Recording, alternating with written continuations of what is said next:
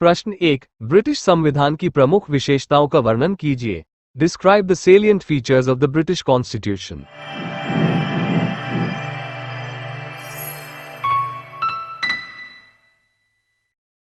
उत्तर, British संविधान अन्य देशों के संविधानों से बहुत से लक्षणों में भिन्न है।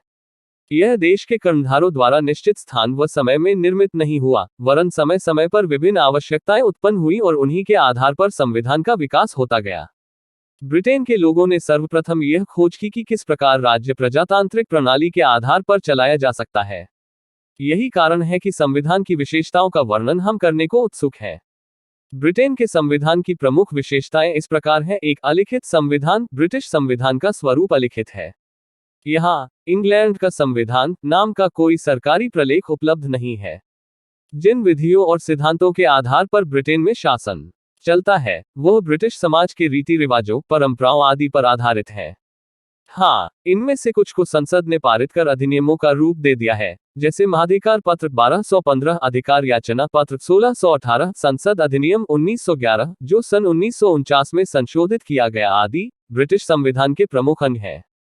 किंतु क्योंकि ब्रिटिश संविधान का अधिकांश भाग अलिखित है, इसलिए इसको अलिखित संविधान कहा गया है। संविधान के अलिखित होने के कारण ही टोकाबिली तथा पेन आदि विद्वानों ने यह प्रतिपादित किया कि इंग्लैंड का संविधान है ही नहीं। 2, विकसित संविधान। ब्रिटिश संविधान विकसित है, निर्मित नहीं। मुनरो के शब्दों में, ब्रिटिश संविधान का निर्माण करने के लिए कभी कोई संविधान सभा का गठन नहीं किया गया। यह तो प्राणधारियों की भांति पनपा है और युग युग में उन्नति की है। संविधान के विकास में एक अविच्छिन्न निरंतरता पाई जाती है। इसी कारण यह कथन प्रचलित है कि यह अवसर और बुद्धि की संतान है। जनता की आवश्यकताओं की पूर्ति हेतु यह नया रूप धारण करता रहा है। यह संविधान सुस्पष्ट नक्शे के अनुसार निश्चित समय पर बनाए गए भवन से सर्वथा भिन्न है। यह तो एक गढ़ के समान है जिसमें प्रत्येक पीढ़ी ने बुर्ज, छज्जा, अंटारी जोड़ दी है। भारत, अमेरिका, सोवियत यूनियन आदि के संविधानों की क्रमशः 1950, 1936, 1787 तिथियों की तरह ब्रिटिश संविधान की कोई निर्माण तिथि नहीं है। उद्धरण चिन्ह 3, अभिस्मयों पर आधारित। ब्रिटिश संविधान अभिस्मयों या परंपराओं पर आधारित है। उन अभिस्मयों को संसद द्वारा पारित कानूनों के समान ही मान्यता एवं आदर प्राप्त है। अभिस्मय के कुछ मुख्य उदाहरण हैं। सम्राट मंत्रिमंडल की बैठकों में सम्मिलित नहीं होगा। सम्राट को संसद द्वारा पारित कानूनों पर हस्ताक्षर करने ही होंगे। लॉर्ड सभा के न्याय सभा के रूप में कार्य करते समय केवल विधि सदस्य ही भाग लेंगे आदि आदि। ब्रिटिश संविधान अलिखित परंपराओं पर भी चलता है। संविधान एक हड्डियों के ढांचे के समान है। रीति रिवाज व परंपराएं मांस और रक्त के समान है। अभिस्मय रिक्त स्थानों की पूर्ति करते हैं। क्या बात है सर, क्या बात है सर। 4, संसदीय शासन प्रणाली। ब्रिटिश संविधान की संसदीय शासन प्रणाली है।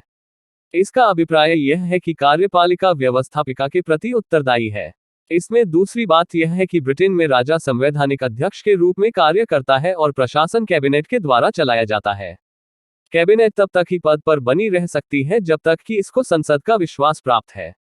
मंत्रिमंडल के विरुद्ध संसद द्वारा अविश्वास का प्रस्ताव पारित किया जाएगा तो उसे त्यागपत्र देना होगा और उसका स्थान मंत्रिमंडल लेगा जिसको संसद का विश्वास प्राप्त है।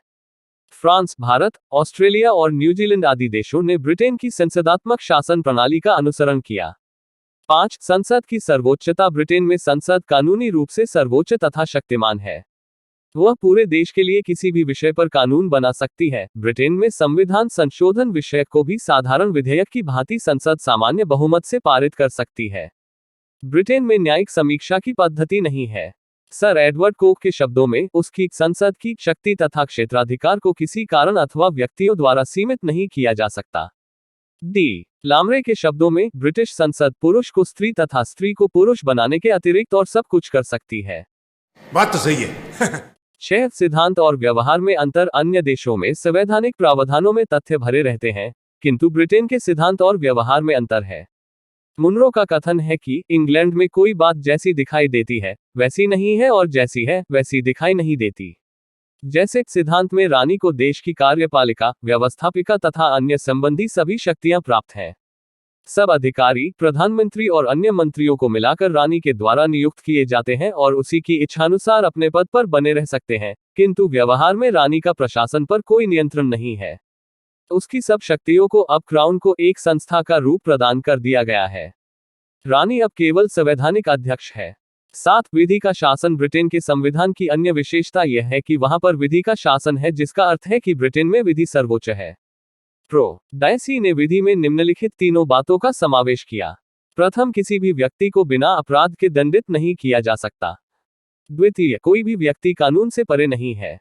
प्रधानमंत्री से लेकर सिपाही तक सभी कानून की दृष्टि में समान है। तृतीय, विधान के मुख्य सिद्धांत न्यायालयों द्वारा निश्चयों और निर्णयों के परिणाम है। ब्रिटेन में नागरिक स्वतंत्रताएं संविधान के ऊपर है। संक्षेप में, ब्रिटेन में राजकीय अधिकारियों और साधारण नागरिकों के बीच कोई अंतर नहीं किया जाता है। यही नहीं, अभी और सुनिए। 8, एकात्मक शासन प्रणाली। भारत और अमेरिका की तरह ब्रिटिश संविधान संघीय नहीं है, बल्कि एकात्मक है। कार्यपालिका, विधायिका तथा न्यायिक आदि सभी शक्तियां केंद्र सरकार के हाथों में केंद्रित हैं और ब्रिटिश संसद कुछ भी करने में सक्षम है। वैसे सुविधा की दृष्टि से देश को स्थानीय क्षेत्रों या घटकों में बांट दिया गया है, किंतु वे क्षेत्र संघीय सरकारों के अवयवी राज्यों के समान शक्ति संपन्न एवं स्वायत्त नहीं है। 9, सीमित राजतंत्र। ब्रिटेन सीमित राजतंत्र है। रानी के अधिकारों का प्रयोग संसद के प्रति उत्तरदायी मंत्रियों द्वारा किया जाता है। बिना मंत्रिमंडल की सहमति या राय के रानी कुछ नहीं कर सकती। आग के शब्दों में, इंग्लैंड की सरकार अंततः सिद्धांत में पूर्ण राजतंत्र है, स्वरूप में एक संवैधानिक सीमित राजतंत्र है और वास्तविकता में एक प्रजातंत्र गणतंत्र है। इसलिए यह वास्तविकता में प्रजातांत्रिक संविधान है। 10, लोकतांत्रिक शासन। जैसा ऑग ने कहा है कि वास्तविकता में ब्रिटेन का शासन प्रजातांत्रिक है, सही है। यहाँ की प्रजातांत्रिक पद्धति विश्वविख्यात है। संसद का प्रथम सदन हाउस ऑफ कॉमन पूर्णतया निर्वाचित संस्था है। निर्वाचन सार्वजनिक वयस्क मताधिकार के आधार पर होते हैं। नागरिकों को व्यक्तिगत स्वतंत्रताएं प्राप्त हैं। ब्रिटेन का प्रत्येक नागरिक अपने विचार व्यक्त करने के लिए स्वतंत्र है। ये बड़ी अच्छी बात कही आप। 11, पितरागत सिद्धांत। एक विचित्र बात यह है कि इंग्लैंड जैसे प्रजातांत्रिक देश में राजा और लॉर्ड सभा के रूप में पितरागत सिद्धांत अभी भी प्रचलित है। आज भी राजा का पद पैतृक है और लॉर्ड सभा भी मुख्यतः वंशानुगत आधार पर ही गठित की जाती है। इस प्रकार ब्रिटिश संविधान में प्रगतिवादी और प्रक्रियावादी दोनों तत्वों का समावेश देखने को मिलता है। 12, लचीला संविधान। ब्रिटिश संविधान में संशोधन करने का तरीका बहुत ही सरल है। एक साधारण विधेयक की तरह से संसद के साधारण बहुमत द्वारा ही ब्रिटिश संविधान में संशोधन किया जा सकता है। संसद जब भी चाहे संविधान में परिवर्तन कर सकती है। यह विधायिनी और संवैधानिक सभा दोनों ही कर सकती है। लॉर्ड ब्राइस का कथन है कि संविधान के ढांचे को बिना तोड़े ही आवश्यकतानुसार उसे खींचा और मोड़ा जा सकता है। कहाँ जावत गोरी वो लकर धकार